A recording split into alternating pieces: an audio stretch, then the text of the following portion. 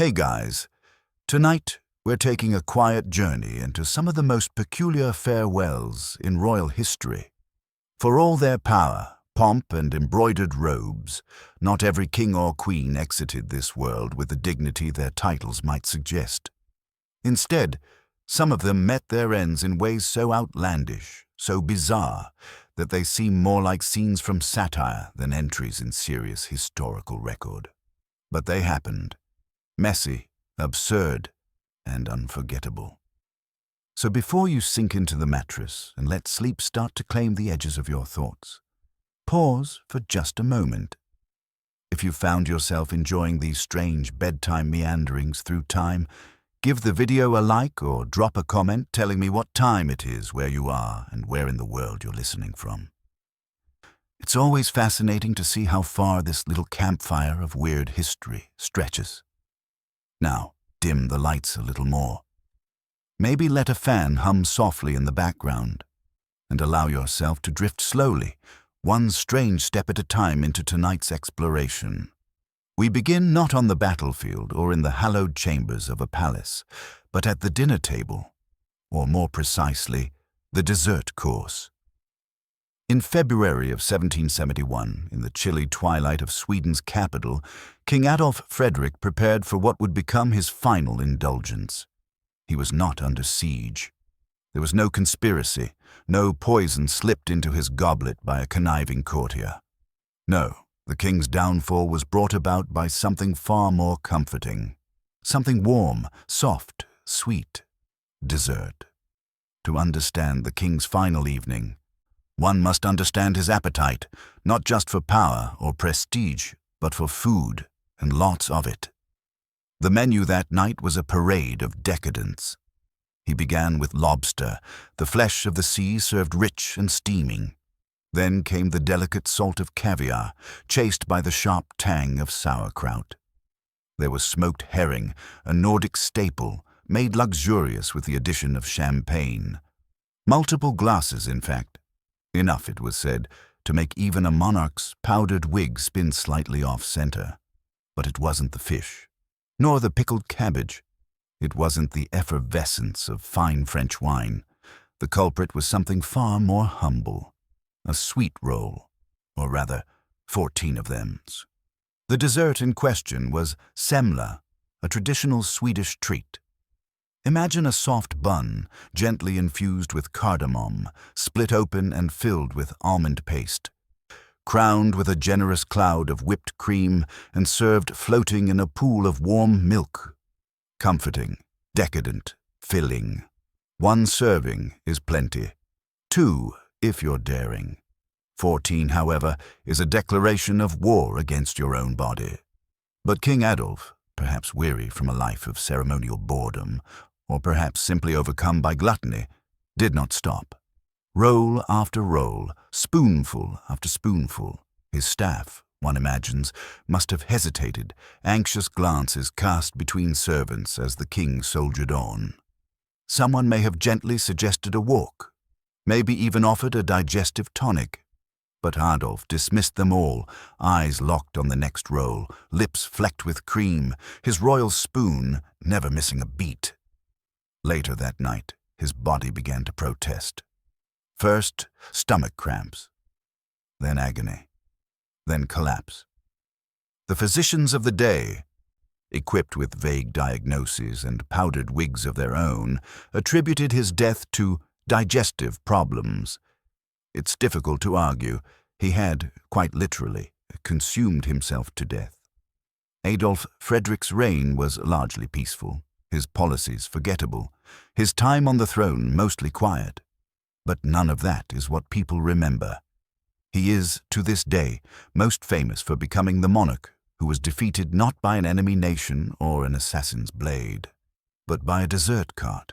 It is perhaps a strange sort of majesty, but a majesty nonetheless. So, the next time you're tempted by that extra slice of cake or contemplating another helping of something sweet, remember the King of Sweden who thought the same, and didn't live to tell the tale. Royal death, in the imagination of courtiers and chroniclers alike, was supposed to unfold with a certain gravity, A sovereign was expected to meet his end beneath heavy blankets, surrounded by weeping nobility, perhaps whispering Latin prayers or final words of wisdom to a tearful heir. But the reality of death is rarely poetic. And for King George II, the end came not with ceremony or scripture, but in the privy. Yes, on the toilet. It was the morning of October 25th, 1760. George was in his late 70s, still king, though the weight of age had begun to pull at his gait and dull the sharpness of his rule. That day, like most, began in ordinary fashion. He woke, he dressed, he grumbled at the morning's stiffness, and eventually excused himself to take care of what his chamberlain might have delicately referred to as private matters. The expectation, of course, was that he'd return shortly. But time passed. Servants grew uneasy, and when they finally entered, they found the King of Great Britain, Elector of Hanover, defender of the faith, collapsed, lifeless, trousers around his ankles, over a chamber pot. The diagnosis: a ruptured aortic aneurysm, a sudden tearing of the body's great artery, instantaneous, silent, final. And while the cause was natural, the location was anything but majestic. It was a portrait few dared paint. The monarch, not reclining upon a velvet pillow, not grasping a crucifix in final breath, but half-seated in the most vulnerable pose imaginable, undone not by war or treachery, but by the sheer force of biology. A man, in that moment, reduced to what all men are.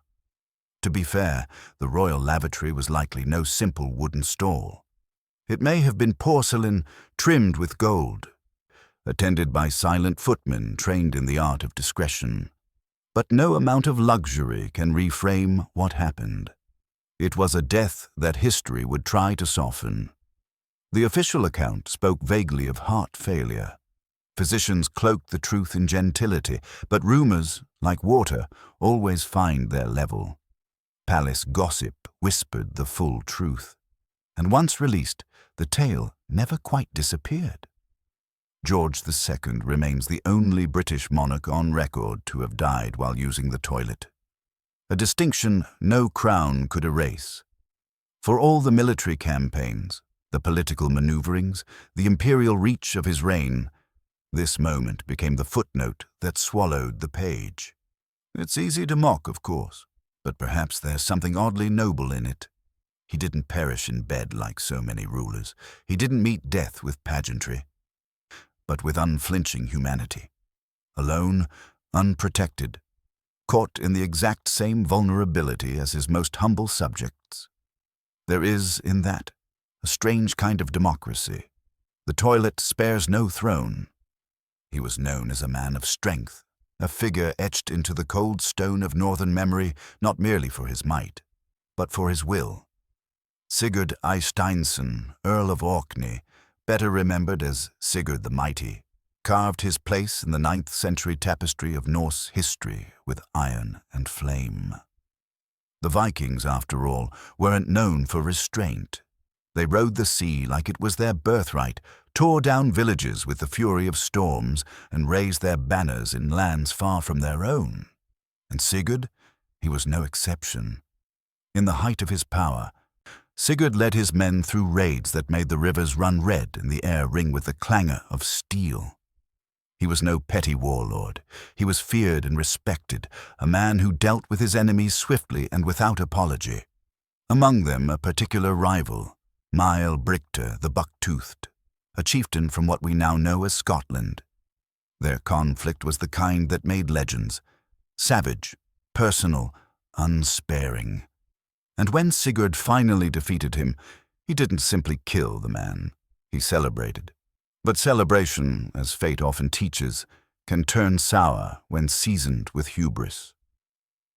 To mark his victory, Sigurd had Maelbrict's head severed and tied to his saddle, a trophy of war, a message to those who might challenge him next. It was not an unusual act for a Viking. Heads were symbols of triumph. They were grotesque tokens, meant to inspire fear and remind the world of one's ruthlessness. So with this macabre emblem swinging at his side, Sigurd mounted his steed and rode homeward. But death had not quite finished its business. As the horse galloped across rough terrain, the severed head bounced and swung, its lifeless face turned skyward, its jaw slack. But therein lay the problem. Even in death, Mælbræt's mouth had not surrendered. One of his long teeth, a buck tooth, some say exaggerated in later tellings, scraped against Sigurd's leg during the ride. A small cut, nothing serious.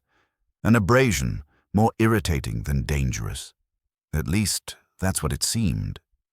But this was the 9th century. A world without antiseptics, antibiotics, or even an understanding of microscopic life.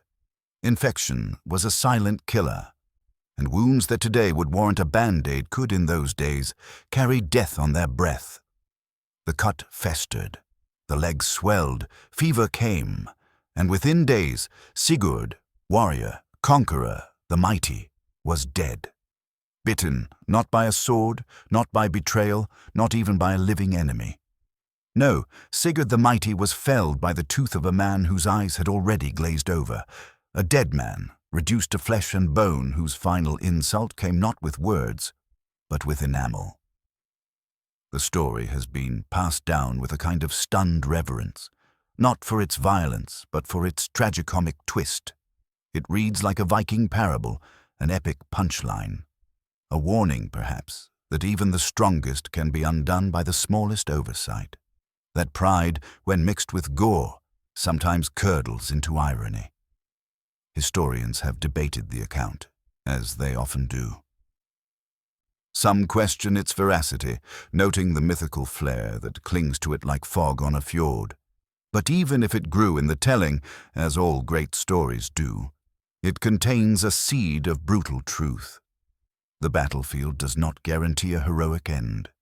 And sometimes, death waits in the absurd. Did Sigurd's warriors bury him with honor? Likely. Did they whisper the tale with disbelief as they sailed from his funeral pyre? Almost certainly. And did they ever again tie a severed head to a saddle? One would imagine. Probably not. So the next time you imagine a Viking death, picture not just swords and shields, but a man slowly succumbing to the bite of a trophy, slain by a symbol of his own triumph. History, it seems, has a taste for irony. Sado was born into a world of immense expectation. As heir to the throne of the Joseon dynasty, he was, from the moment he drew breath, the vessel of future power. He was to be the continuation of his father's vision, the keeper of order, the embodiment of virtue. But what he became was something altogether different, something that no one in the royal court could ignore, yet no one dared speak of too openly. As a young man, Prince Sado was handsome, educated, and adored by some in his early years. But beneath the surface, shadows began to gather. He became unpredictable, unstable. Reports describe his growing tendency toward violence, his impulsive, often brutal outbursts. Servants whispered of his wanderings through the palace at night, a sword in hand, muttering to phantoms no one else could see. Rumors swirled that he executed staff over small slights or invented offenses. His mother described him as deeply troubled. His wife feared for their child's safety, and yet to be the son of a Confucian monarch was to carry an unbearable weight. One could be disciplined, even isolated, but never disowned. His father, King Yongjo, was a man of poise and control. He ruled with a near-obsessive dedication to order. Executing his own son, especially a crown prince, would have shattered the carefully curated image of stability that the throne depended on. Yet allowing Sado to remain alive posed a more immediate risk to the palace, to the dynasty, to the perception of divine legitimacy itself. So the king devised a solution, one that would avoid bloodshed, one that would spare the blade, but not the boy. It was mid-July. The Korean summer sweltered through the palace walls, thick with humidity and the droning of cicadas. On the king's orders, Sado was summoned, not to court, not to execution, but to a box, a large wooden chest typically used to store rice. It stood waiting in the courtyard, not far from the palace kitchens. This was not a metaphorical prison. It was a coffin in disguise. Sado was told to step inside. There was no resistance. Whether due to obedience, shame, or a final, resigned understanding of what had to be done, he entered. The lid closed. The box was sealed. And there, in the heat of a Korean summer, Crown Prince Sado began his final chapter. There was no trial, no outcry, no recorded voice raised in protest, only silence. And inside that chest, Sado lingered. Not for hours, not even for a day, but for 8 days. With no water, no air, no reprieve, only the sound of his own breath turning ragged. And then, eventually, still. The court records described his passing with a sanitized elegance. He passed due to divine judgment, they wrote, as though the heavens themselves had whispered in his father's ear. But historians know better.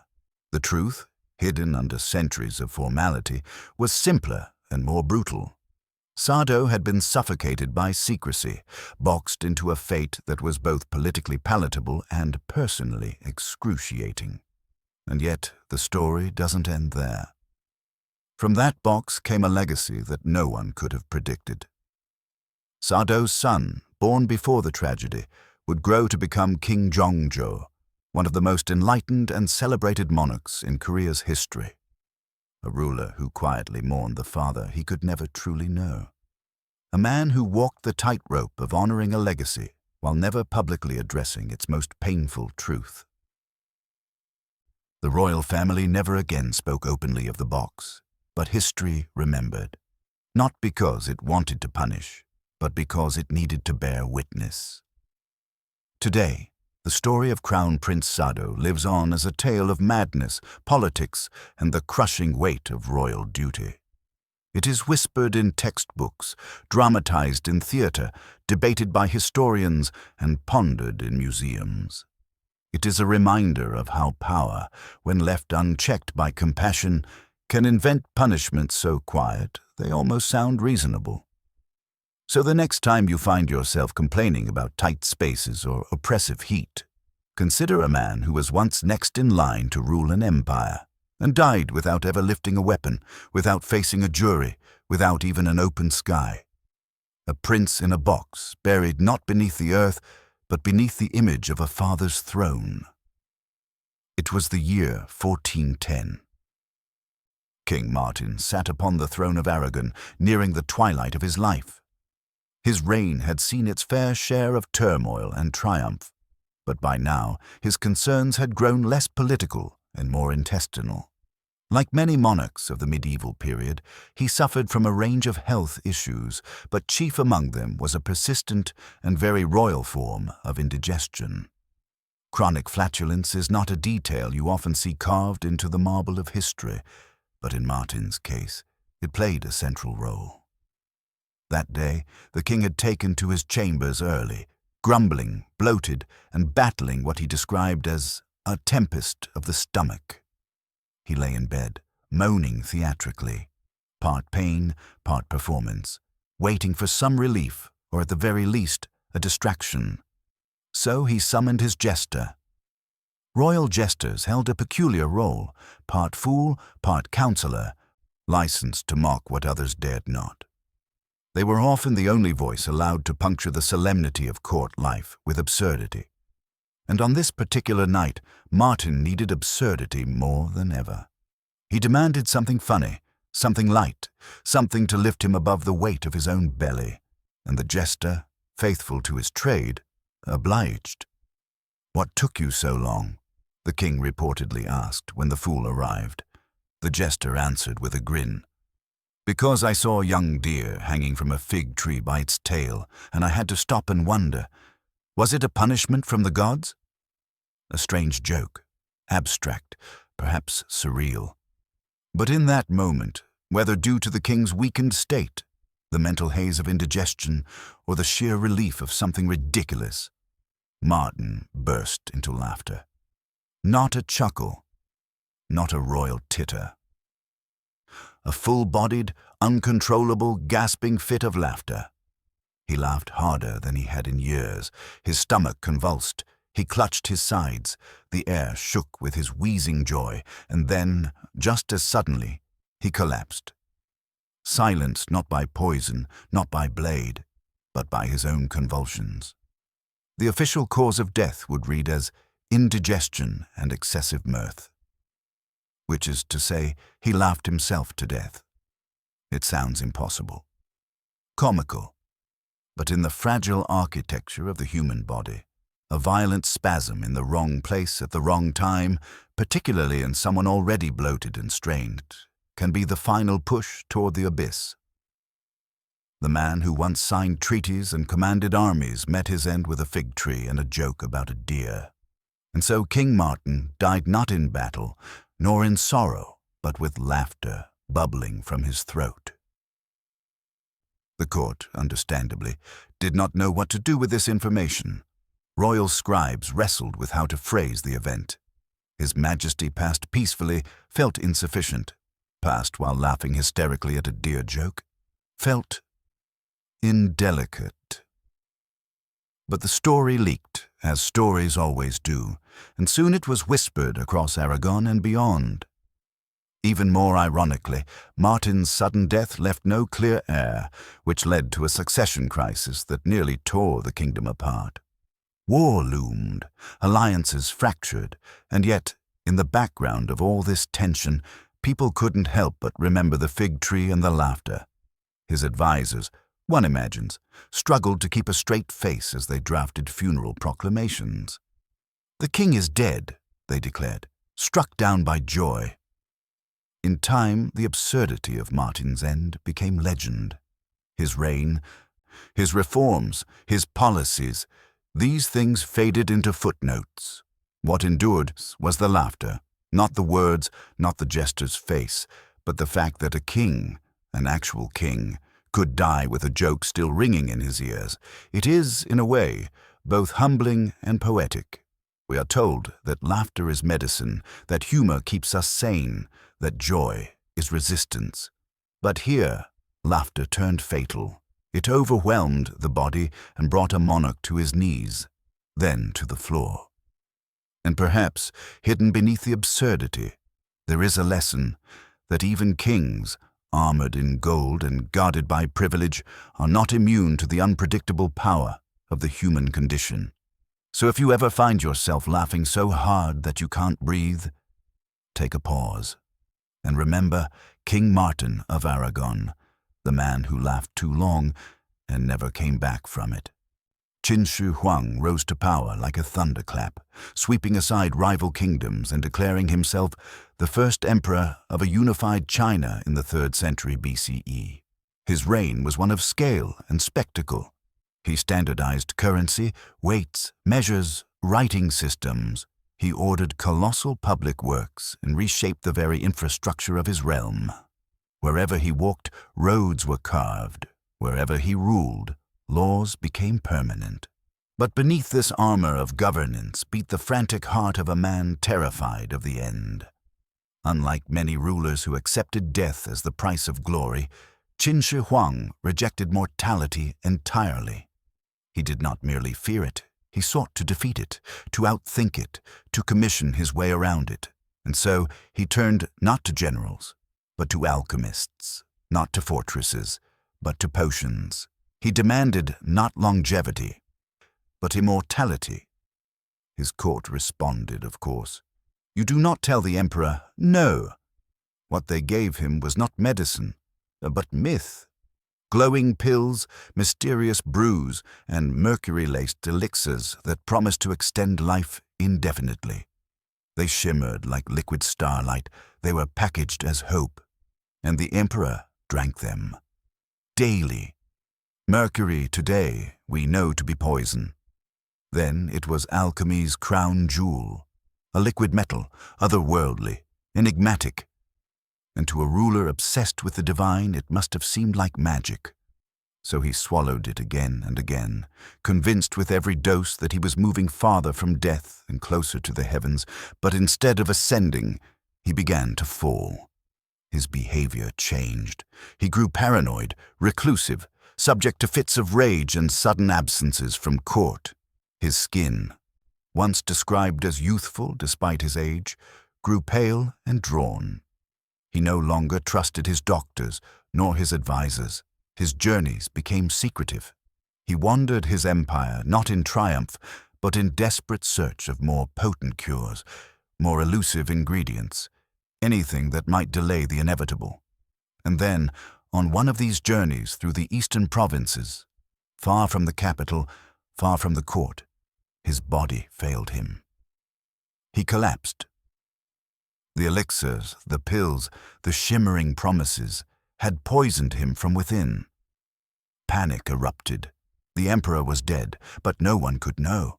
The officials feared that revealing his death would fracture the realm. So they concealed it, hiding his corpse inside a carriage. To mask the odor of decay, they loaded the wagon with rotting fish, allowing the stench of spoiled sea to drown the scent of death. For days, the caravan rolled onward, a lifeless god among sacks of seafood.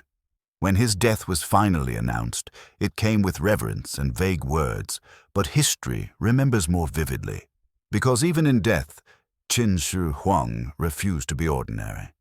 His tomb, still unopened to this day, lies beneath a vast mound said to be surrounded by rivers of mercury, the same element that killed him.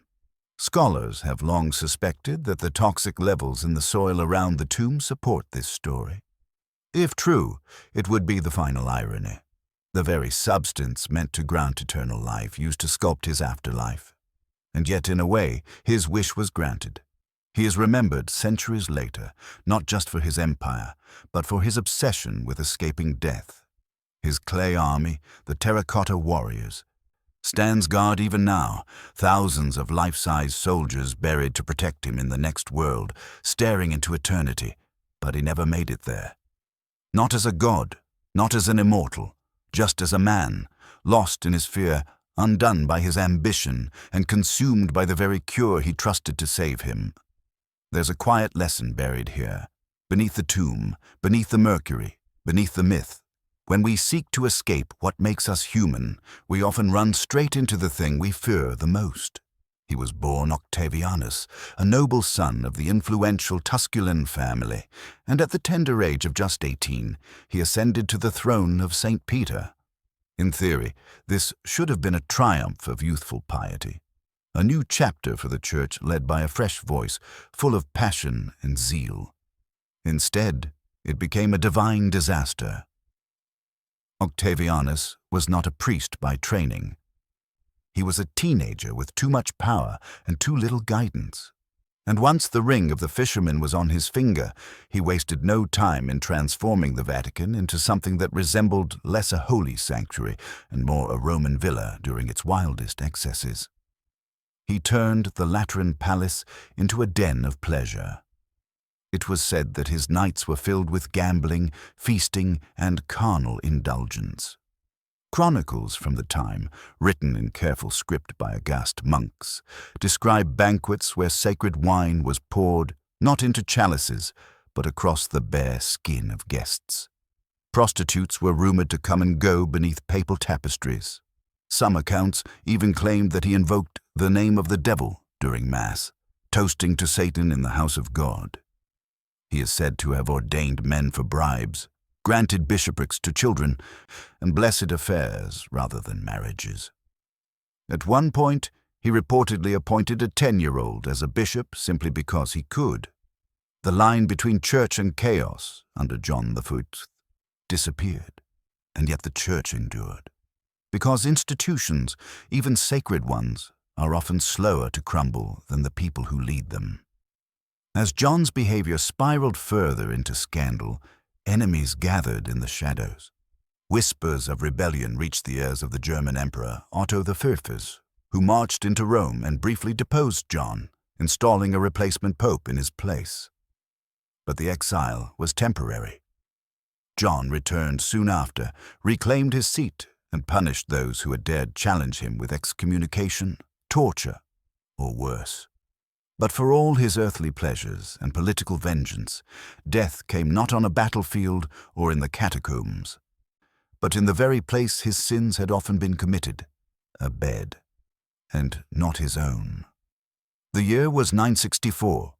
According to several medieval sources, Pope John XIII died of a stroke, sudden, irreversible, final.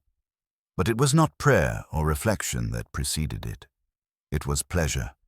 He suffered the stroke while in bed with another man's wife. Yes, the Pope, the Vicar of Christ, died mid-affair in a private chamber, entangled with a woman who did not belong to him.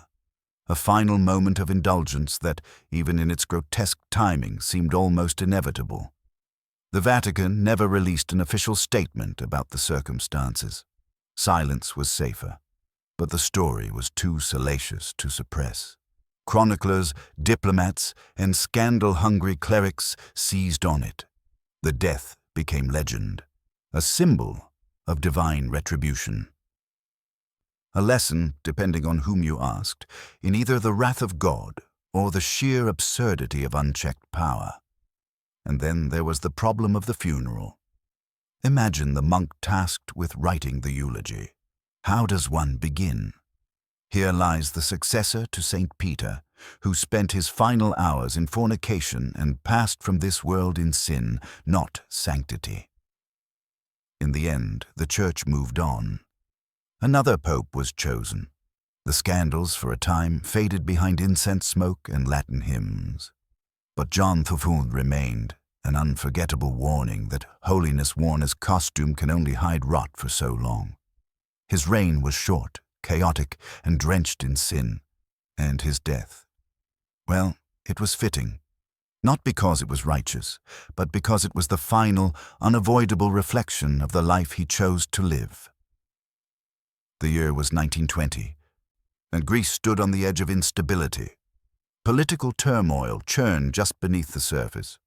The monarchy had already fractured with Alexander's father, King Constantine I, exiled from the throne after clashing with Allied forces during the First World War. In his place stood Alexander, a young man unprepared for power. He was no tyrant, but neither was he a true ruler. He was a placeholder, placed in the palace but not in command.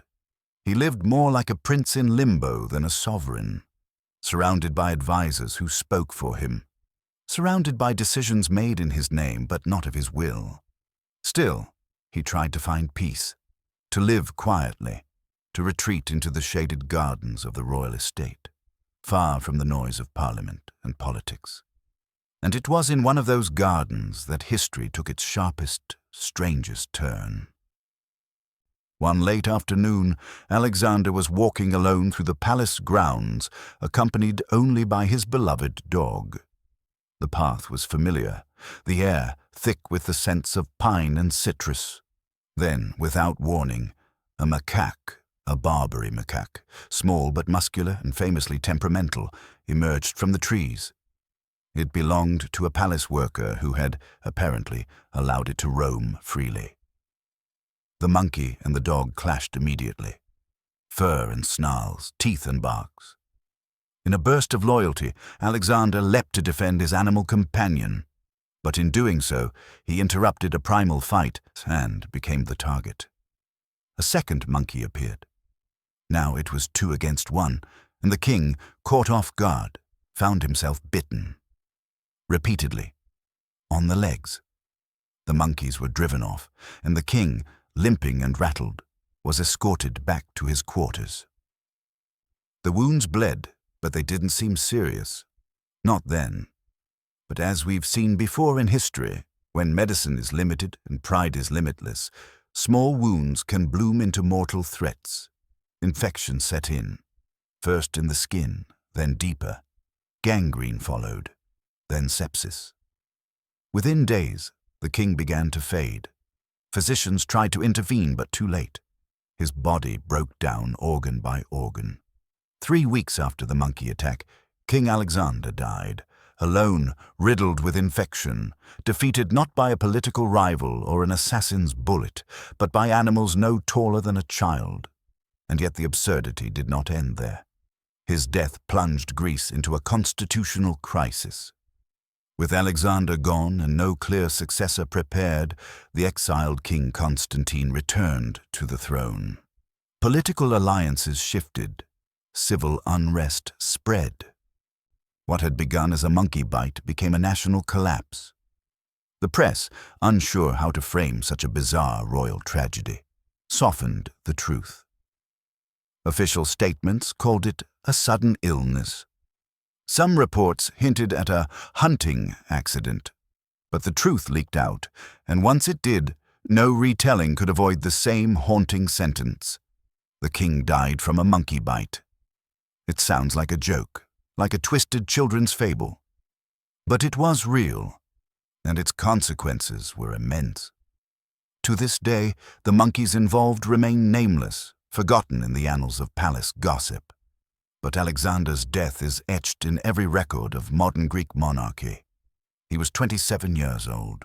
His reign lasted just 3 years. He changed little in life, but in death he set an empire spiraling, all because of a moment of loyalty, a flash of instinct, a second's hesitation. So remember this: history doesn't always unfold in grand halls or battlefield glories. Sometimes it breaks quietly in the rustling leaves of a royal garden, and sometimes a nation turns because 2 monkeys bared their teeth. Charles had earned his infamous nickname not because he was misunderstood, but because he had worked diligently to deserve it. Throughout his life, he was a conniver, a schemer, a man who viewed alliances as temporary tools and loyalty as weakness. He changed sides in wars like other men changed cloaks. He poisoned enemies. He backstabbed allies. And by the time age and illness caught up with him, he had made more enemies than friends and more plots than peace. By the late 1370s, his health was in sharp decline. What afflicted him exactly is still debated. Some suspect a degenerative disease, others a cocktail of ailments brought on by years of stress, gluttony, and paranoia. Regardless, he was in pain. He was frail, he was desperate, and so his physicians, armed with the finest knowledge the 14th century had to offer, meaning none at all, prescribed a treatment that seemed drawn more from kitchen cabinets than from a medical manual. They would wrap the king's entire body in linen, soaked in brandy. Yes, brandy. Why? Because in the logic of the age, alcohol was warming. It was believed to draw out sickness, to purify, to realign the body's humors. So Charles, weak and bedridden, was swaddled like an infant in cloth drenched in flammable liquor, a human marinade. Then, once he was fully bound, a servant was given the simple task of sewing the linen shut, by candlelight. Perhaps you already see where this is going. The servant worked dutifully, bent close over the king's cocooned form, snipping thread by flickering flame. And then, some say, her hand slipped. Others claim a spark leapt unexpectedly. But whatever the truth, the result was immediate. The candle touched the edge of the brandy-soaked linen, and Charles II of Navarre ignited. Wrapped in fuel, unable to move, he became a living torch. The room erupted into screams. Servants rushed in. Nobles fled. And by the time the fire was extinguished, the king, this scheming, wretched, flame-licked monarch, was beyond saving. He died shortly thereafter, burned horribly by the very treatment meant to heal him. It was a death so undignified, so viscerally absurd, that even his most bitter enemies may have paused before laughing. Even they might have whispered, "No man deserves that." But history did not forget. In fact, it remembered with eerie detail. The irony of his end was too perfect to erase.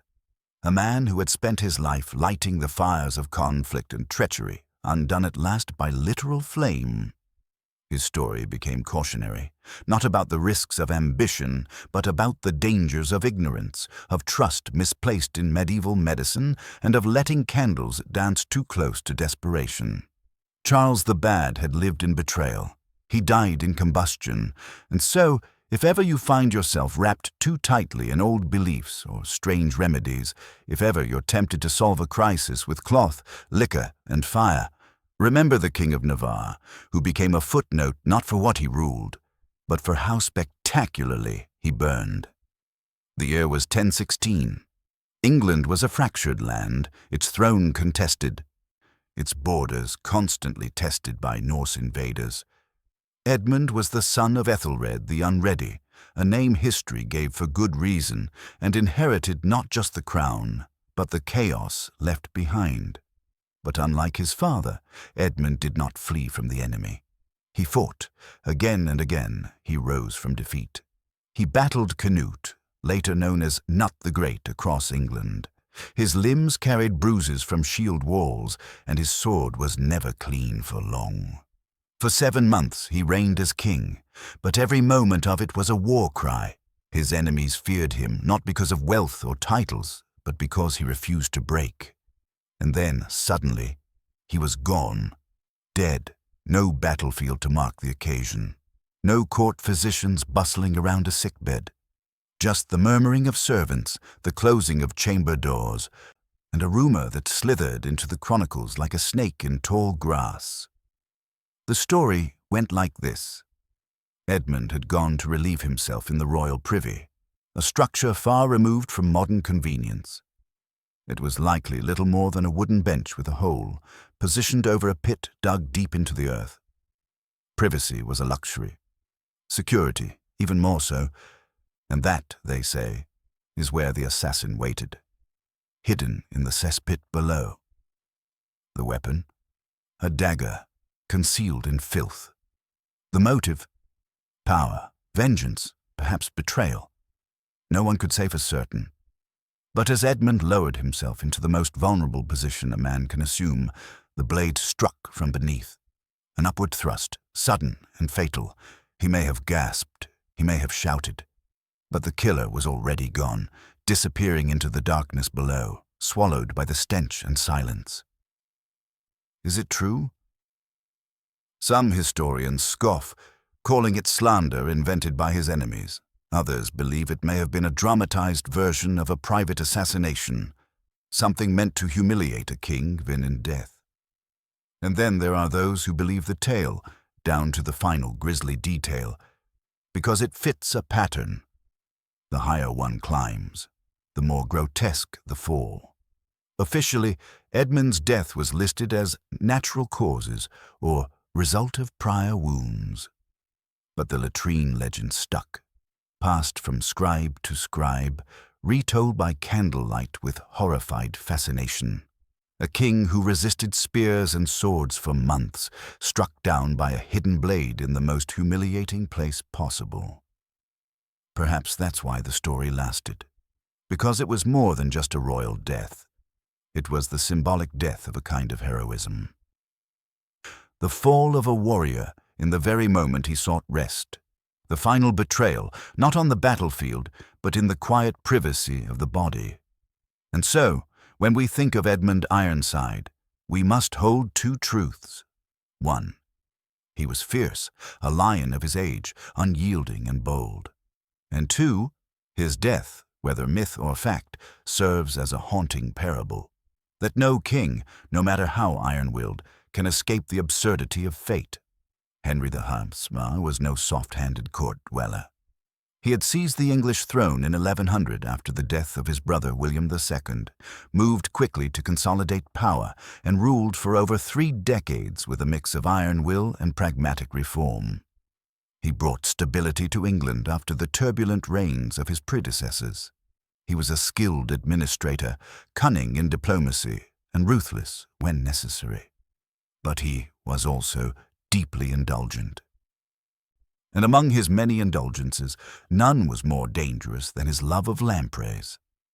If you've never seen one, a lamprey is the sort of creature that seems designed to make humans uneasy. eel-like, jawless, with a suction cup mouth full of concentric rings of teeth. They looked more like something dredged from a nightmare than a dinner plate, and yet, in the medieval world, they were considered a delicacy. Expensive, rare, and highly prized by nobles and monarchs alike. Henry adored them, to an unhealthy degree, despite repeated warnings from his royal physicians, men who, while far from modern science, understood that too much of a good thing could become a fatal thing. He continued to consume them with abandon. And then, during a visit to Normandy in the winter of 1135, he was served a meal that would become his last. The dish was said to be a rich stew of lampreys, soaked in heavy sauce, spiced and lavish, as befitted a king. He devoured them, not a modest serving, not two, a surfeit, a gluttonous feast of these oily, slippery fish. What followed was agony, violent cramps, fever, vomiting. His body convulsed through the night. The king who had defeated rebels, who had outlived rivals, who had ruled for 35 years with the authority of a conqueror's son, was laid low in a bed not of silk, but of sweat and pain. Within days, he died. The official cause was food poisoning, but many at the time and historians ever since agree it was death by lamprey, a man devoured by the thing he loved too much. His body was embalmed hastily. Preservation was crude. Winter or not, the journey back to England with his corpse became a grim affair. His organs, removed during the process, were buried separately to slow decay. But even then, the condition of the king's remains reportedly became so vile that those accompanying the transport had to burn herbs constantly to cover the smell. And yet, Henry's final words are said to have been calm. He made arrangements. He gave instructions. He faced death with the same cold efficiency he had ruled with. But there's something undeniably ironic in it all. A man who ruled a kingdom brought down by a craving that could not be curbed. Some say his doctors had begged him, "Avoid lampreys, your majesty," to which he reportedly replied, "I would rather die than give them up." And so he did. Henry I is remembered today as a capable king, a stern and strategic ruler. But that's not the story that endures in whispers. What endures is the absurdity, that the King of England, builder of dynasties, met his end not in a blaze of battle, but at the bottom of a bowl of sea serpents. History, it seems, has a sense of humor, a sharp one, and a long memory. It was the year 1460. James was just 29 years old, but his reign had already been marked by bold decisions and a deep hunger to assert Scotland's dominance on its borders. He had a famously short temper and a taste for military modernization.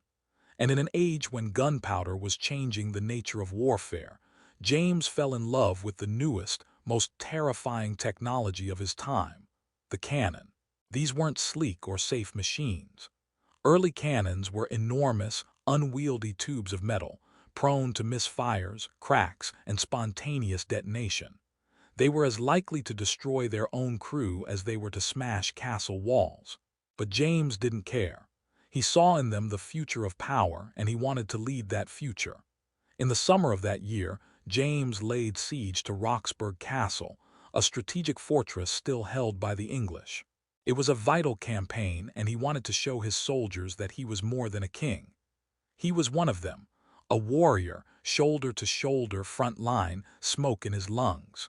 So when it came time to fire one of his newest, proudest cannons, James didn't stand at a safe distance. He stood close, too close. As the great cannon was loaded, gunpowder packed, fuse lit, barrel angled toward the stone walls, James stepped forward, eager to witness its might firsthand. Maybe he wanted to encourage his troops. Maybe he simply couldn't resist the thrill, but as the flame touched fuse, something went wrong. The cannon exploded, not at the target, not in victory, but at the mouth. The barrel ruptured with a deafening crack, tearing through the air and through the king. A massive fragment of metal shot out sideways, striking James in the leg. Some say it severed the limb instantly. Others claim part of his torso was ripped open as well. What's certain is that the blast was catastrophic.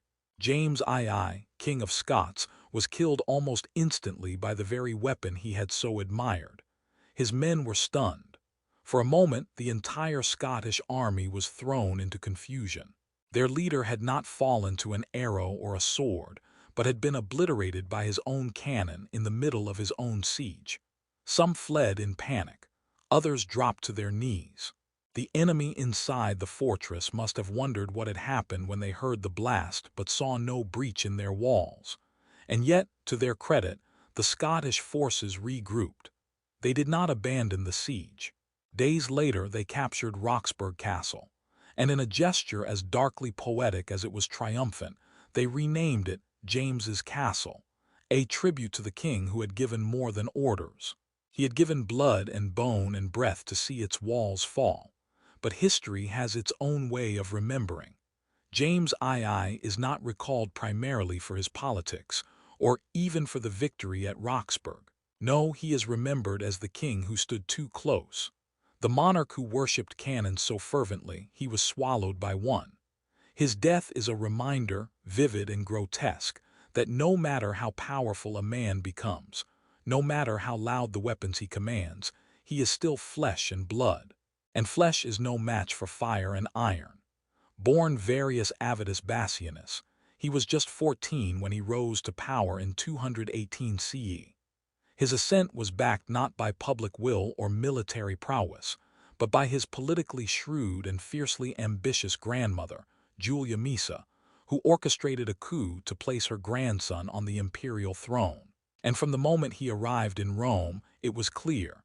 This would not be a typical reign. Elagabalus didn't see the role of emperor as one of military leadership or civic stewardship. He saw it as divine performance. He brought with him not just new customs, but an entirely foreign religion centered around Elagabal, the sun god of his native Syria. He insisted on elevating this deity above Jupiter, the supreme god of Rome, a spiritual betrayal that outraged the priesthood and confounded the Senate. But it wasn't just the theology. Elagabalus built a massive temple to his god and forced senators to watch as he danced around a sacred black stone, considered the embodiment of Elagabal himself. He paraded through the streets in gold robes and demanded that Rome's most ancient traditions bend to the will of a teenage oracle. His personal life was even more disruptive to Roman norms. Elagabalus defied gender roles, openly wearing makeup, jewelry, and women's clothing. He preferred to be called empress rather than emperor, and he referred to himself in feminine terms. He was said to have married not once, but multiple times, including, perhaps most controversially, to a Vestal virgin, a sacred priestess whose vow of chastity was meant to remain unbroken. To marry one was not only scandalous, it was illegal, yet he did it. He also reportedly sought surgeons who might help him transition physically, offering vast sums of money to any physician who could perform the operation. In modern terms, we might see this as a deeply personal expression of gender identity. But in ancient Rome, a society structured around strict hierarchies of power, masculinity, and tradition, it was considered a cosmic provocation. His lavish parties were legendary. Some say he released such heavy showers of rose petals from the ceiling during feasts that a few guests suffocated beneath them. He appointed his lovers to high political office, disregarding experience or station. At one point, he promoted a chariot driver to a position traditionally held by nobles. His reign was not a drift from tradition, it was a full-speed collision with it. To the Roman elite, Elagabalus wasn't just a nuisance. He was a threat to the very identity of the empire, and threats in Rome were not tolerated for long. By the time he turned 18, the patience of the Praetorian Guard, the elite imperial bodyguards, had evaporated. With the support of his own grandmother, who had by then seen enough, they acted. In 222 CE, Elagabalus and his mother were assassinated. Their bodies were dragged through the streets of Rome, mutilated, and thrown into the Tiber River. The empire, eager to erase the memory of his reign, destroyed his statues, scratched his name from monuments, and did their best to pretend he had never existed. But memory has a way of surviving. Elagabalus has remained a subject of fascination for nearly 2,000 years. Was he a misunderstood figure ahead of his time, a tyrant drunk on his own divinity, or a teenager granted unlimited power before his mind had finished forming? In truth, he was likely all of these things, and none, a product of chaos, a symbol of empire stretched too thin, a spark that burned too hot. He ruled not with laws but with spectacle, not with swords but with sensation. And in the end, it was not treason or war that killed him. It was the empire itself, recoiling from its own reflection. Catherine II was not born Russian. She came to the country as a German princess, renamed, rebranded, and married into the Romanov dynasty. Her husband, Peter III, was erratic, childish, and politically incompetent. Catherine, meanwhile, read Voltaire by candlelight and understood Russia's need for reform before she ever sat on the throne. When the time came, through a quiet coup and with support from key nobles, Peter was removed, and Catherine rose not as a consort, but as a sovereign. She ruled with clarity and complexity. She expanded Russian territory through war and diplomacy, restructured the administration, opened schools, supported inoculation, and wrote extensively on governance. She corresponded with Diderot and Voltaire. She devoured books on science, philosophy, and statecraft. But she also had lovers, many of them, and that, for many of her contemporaries, was unforgivable. Where kings could bed a dozen mistresses and still be praised as virile, a woman who chose her own companions was labeled as dangerous.